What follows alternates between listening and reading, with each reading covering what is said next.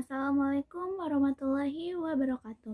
Hai semua, di video kali ini saya akan menjelaskan tentang 5 poin penting yang telah saya dapatkan di video podcast Deddy Corbuzier yang berjudul Saya Sakit, Kritis, dan Hampir Meninggal. Nah, sebelum itu saya akan menjelaskan sedikit profil tentang dua orang yang ada di video tersebut. Nah, yang pertama itu ada Deddy Corbuzier sendiri. Pasti kalian sudah tidak asing lagi ya dengan Deddy Corbuzier. Nah, Deddy Corbuzier itu sering tampil di acara talk show. Juga dulu ianya adalah seorang pesulap. Nah, sekarang ia menjadi seorang YouTubers. Nah, di salah satu postingannya yaitu video yang akan saya bahas ini. Nah, Deddy Corbuzier sendiri telah menerima Merlin Award untuk mentalis terbaik dunia 2 kali berturut-turut loh.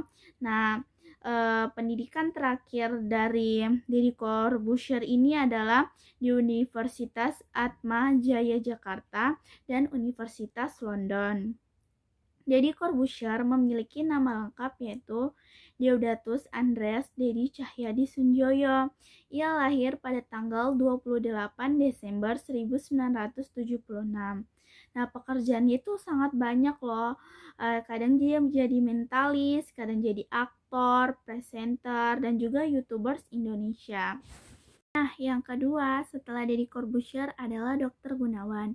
Dr. Gunawan adalah dokter yang membantu Deddy Corbuzier selama mengalami gejala badai sitokin saat terpapar virus COVID-19. Dan alhamdulillah Deddy Corbuzier pun sehat atas izin Tuhan. Nah, pendidikan terakhir si Dr. Gunawan yaitu di Universitas Indonesia, Fakultas Kedokteran, jurusan Kedokteran Umum dan spesialis penyakit dalam. Nah, selain ia membantu Deddy Corbuzier, ia juga sering membantu masyarakat yang kurang mampu dengan memberikan obat-obatan yang tidak dapat kota oleh pemerintah. Ia juga sekarang bekerja di Rumah Sakit Medistra Jakarta sebagai dokter spesialis penyakit dalam dari tahun 2012 hingga sekarang. Sebelum saya lanjut ke 5 poin penting, saya akan menjelaskan sedikit tentang badai sitokin. Nah, badai sitokin adalah keadaan terjadi peningkatan sitokin proinflamasi dalam tubuh yang memicu respon imun menjadi agresif dan berpotensi merusak organ tubuh sehingga terjadi peradangan berlebihan yang dapat menyebabkan kematian. Nah, biasanya badai sitokin ini terjadi saat 6-10 hari setelah kita terpapar virus COVID-19. Nah, atau juga kadang setelah beberapa waktu kita dinyatakan sembuh dari COVID-19.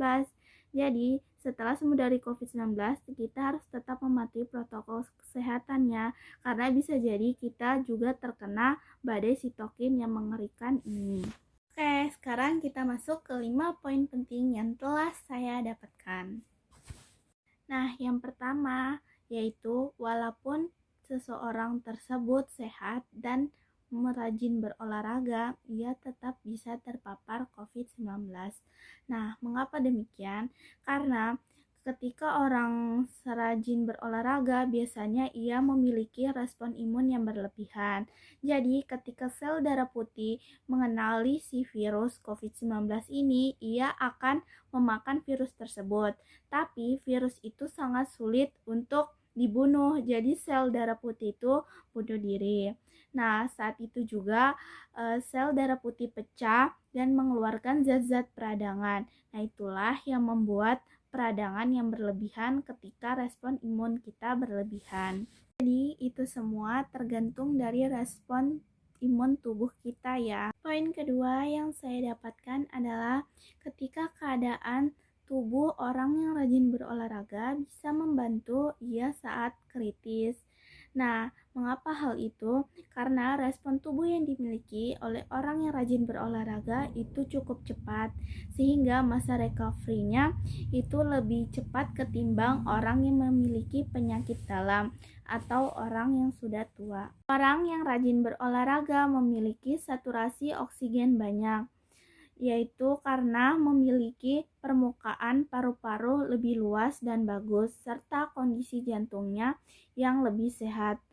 Itulah yang menyebabkan saturasinya tetap baik, walaupun ketika mengalami demam atau peradangan. Dan itu pasti ia lebih cepat pulih daripada orang yang jarang berolahraga. Poin ketiga yang saya dapatkan adalah kadar oksigen dalam tubuh kita itu tergantung dari jantung kita, paru-paru, otot-otot juga termasuk. Tapi otot-otot itu sebetulnya lebih ke arah penyimpanan glikogen atau cadangan gula untuk tenaga. Nah, poin keempat yang telah saya dapatkan adalah vitamin D dan zinc akan membantu kita melewati masa-masa peradangan di dalam badan atau menurunkan peradangan yang ada di dalam tubuh kita. Poin kelima yang saya dapatkan adalah kita tidak boleh menganggap remeh COVID-19 ini. Dan juga ketika kita mengalami gejala COVID-19 dan itu parah, kita sebaiknya langsung ke dokter. Karena bisa jadi di dalam tubuh kita terjadi peradangan yang terus berlanjut sehingga membuat paru-paru di dalam tubuh kita rusak. Dan itu dapat mempengaruhi kapasitas oksigen yang masuk di dalam tubuh. Dan itu juga dapat mempengaruhi kehidupan kita karena oksigen itu adalah nomor 1 dalam hidup kita. Dan juga ketika kita tidak dapat menghirup oksigen, kita akan meninggal. Sekian video dari saya, kurang lebihnya mohon dimaafkan. Oh ya teman-teman, jangan lupa ya untuk selalu mematuhi protokol kesehatan dengan memakai masker, menjaga jarak, dan selalu mencuci tangan. Nah, wabillahi taufiq walhidayah. Wassalamualaikum warahmatullahi wabarakatuh.